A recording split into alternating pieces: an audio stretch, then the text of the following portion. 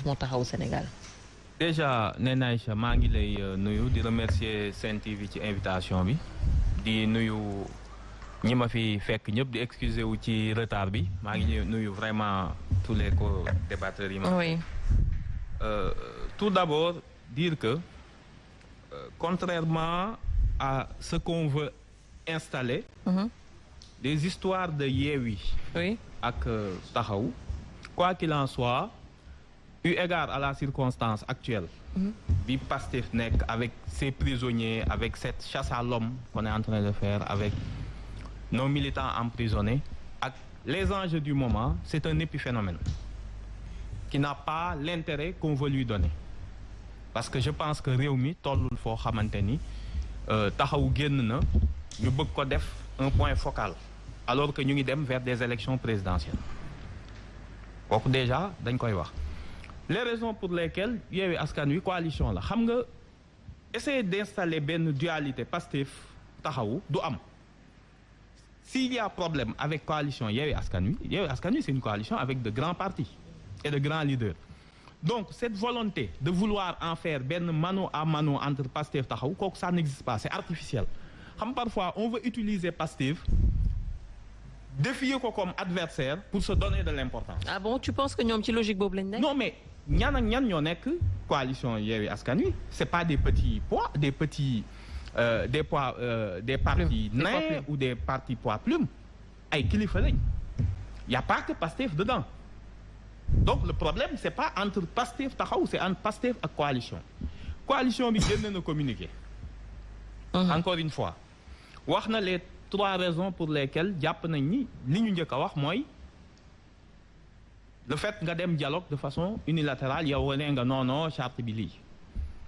Le fait est que dem nga dialogue ba ñu nee la coalition bi d'accorduñ ci moo lay wan ni déjà yàpp bu ak ni charte bi leeree ni ñu ko bindee. mooy lépp lu ñuy def vis-à-vis de Macky Sall kenn du ko def de façon individuelle. Oui. Donc il y a jamais eu de délibération sur est-ce que dañuy dem dialogue ou pas. Ça c'est la première des choses. L'autre élément mooy jàpp nañ ni coalition bi taxawaayu député Taxawu yi ci biir Assemblée nationale avec benn daanaka blanc-seing bu ñu jox tous les projets de loi amenés par le gouvernement nekkul woon dans l'esprit originel de Yewwi Askan Wi. C'est ce qu'ils ont écrit. Après la goutte d'eau comme ni ko sëñ Saliou waxee c'est cette histoire de la mairie de Dakar. De la mairie de Dakar. Mais comme j'ai dit, le problème il est ailleurs. Les jeux ont été faussés dès le départ parce que dialogue bi Macky Sall a réussi un grand coup politique et malheureusement ñi dem ci dialogue bi ñoo ko jàppale. Parce que c'est lui qui avait besoin du dialogue, pas l'opposition. Contrairement à ce parce que il était en fin de mandat xamul ndax day présenté wu et la communauté internationale avait les yeux rivés sur le Sénégal ni ko munoo def ay élections Khalifa Sall bokkul Karim Wade bokkul ba pare nga bëgg a éliminer en même temps Ousmane Sonko kooku c'était intenable. ñoom suñu ñëwoon ñu ànd xeex li ñuy xeex li ñu bëgg dinañ ko am parce que tamit victoire à la Pyrrhus baaxul am na loo xam ni tey yow sénégalais yi tu vois la situation ñi nga xam ni soi-disant dañu leen a réhabiliter mais des textes peuvent vous réhabiliter. Mais aux yeux de l'opinion, est-ce que réhabiliter nañ leen? Qui veut être à leur place? Est-ce que ñoom mën nañoo sax instant bi kenn ci ñoom génn di jubiler ci mbedd mi ni dañ maa réhabiliter dans les termes que l'on connaît. Je parle bien des termes actuels. mooy président moo leen baal ñun dañ ni leen woon soxlawul ñu leen di baal su ngeen ñëwee ñu xeex dinañ xeex ba changer li nga xam ni moom moo leen dugal ci lii sans mu nekk président moo leen gracier.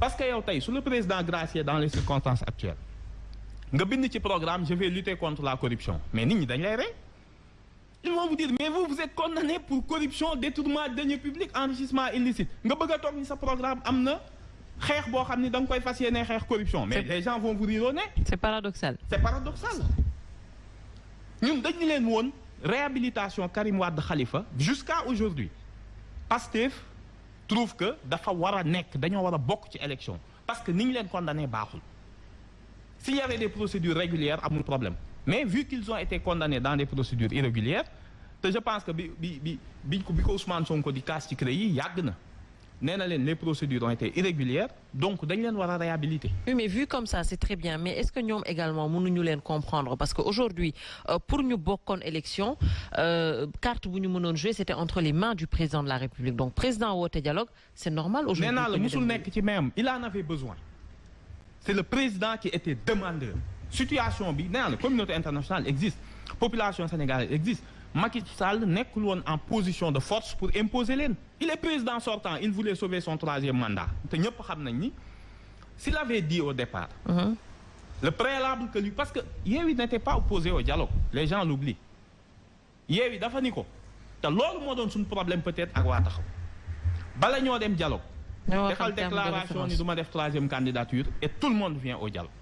Parce que le dialogue ñun vision biñ ci am ak niñ ko foogee sax bokkul. Ñun la vision qu'on avait du dialogue, c'était une période de transition pour dindi li bon ci suñu constitution, dindi li nga xam ni le prochain président, s'il se retrouve entre les mains de cette même constitution, aura fondamentalement les habits d'un futur tyran. Oui. Parce que c'est la constitution qui donne au président un droit de vie et de mort sur les institutions, un contrôle total sur l'Assemblée et une possibilité d'anéantir même la justice. Loolu la ñu waroon a def une période de transition, xool constitution bi lan moo ci baaxul ñu dindi ko, xool code électoral bi lan moo ci baaxul ñu dindi ko. Malheureusement il a refusé. Jël pistolet teg ko sa tempe ni la ku bëgg a dialoguer, dégg nga li mu leen wax da ngeen may ñaan ay njekk ak da ngeen koy def. C'est que c'était la procédure bi nga xam ni da nga ñëw nga sukk jébbalu ci kanamam. Oui. Loolu moo ñaaw te loolu Pastef du ko def. Gis nga 2019 biñ ne dañoo éliminer beaucoup de ténors de l'opposition, Ousmane Sonko dafa génne lettre communiquée ni s'il faut boycotter les élections, il faut les boycotter. te moom bokkoon na, il n'est pas éliminé. Donc coûte que coûte dañoo war a bokk, c'est pas le kii. Te gis nga ce que ça révèle toute cette situation. C'est quoi? Depuis quand bi ñu institué multipartisme au Sénégal nga mës a dégg des questions de candidature se poser au Sénégal? C'est sous kan? Sous Macky Sall. Kañ lañ institué multipartisme au Sénégal? Kañ nga mës a dégg des problèmes électoraux se poser comme ça relativement à des candidatures? Kañ la am? Donc ñun est-ce que dañoo avancer wala dañoo dellu ginnaaw? Actuellement, qui croit un seul instant que ni les débats vont porter sur les programmes? Xoolal ni mu ko parasité. Sur la contrainte la génne. Mais amul. Donc ñun ce qu'on dit encore une fois, c'est que l'épisode bu Taxawu génn nañ, on a vu des déclarations incendiaires, mais yooyu amul solo parce que le peuple a une benn, xam nga l'électorat dafa am mémoire. Boo ko weddee da ngay laaj Idrissa Seck. Qu'est-ce qu'il a obtenu avec sa collusion bi mu ànd ak Macky Sall? Est-ce que daf cee jëlee rehausser boppam ak partem wala da cee jëlee disparaître quasi complètement? Donc yii yëpp mënoon naa bañ a am. Du moment où yow ki nga àndal dafa ni je me battrai, xam nga tey boo defoon sondage nga ni est-ce que Ousmane Sonko bu doon Khalifa Sall lañ jàpp ay nitam jàpp ko dissoudre seeni parti, quel serait le comportement de Ousmane Sonko et de Pastef? D'accord. yow leer na ni la ñun duñu toog comme ñoom niñ seetaanee nii wala def ay déclaration yam ci ndax bi Barthélémy Dias di wuy ji ci lañ gazé woon ñoom Ousmane Sonko, jàpp Ousmane Sonko yóbbu kaso mu accompagner ko parce que man yenn yi j'étais témoin oculaire. Effectivement. Loolu kan moo koy xalaat, kan moo ko defal tey ci ñoom?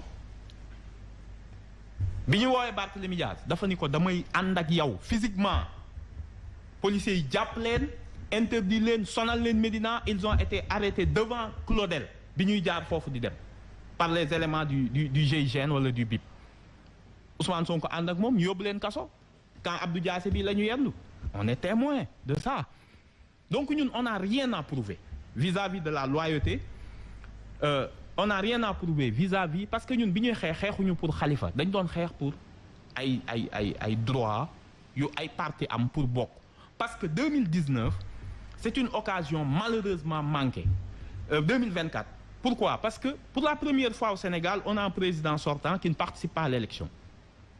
Donc, on devait avoir un débat de programme pour enfin nous situer le pays.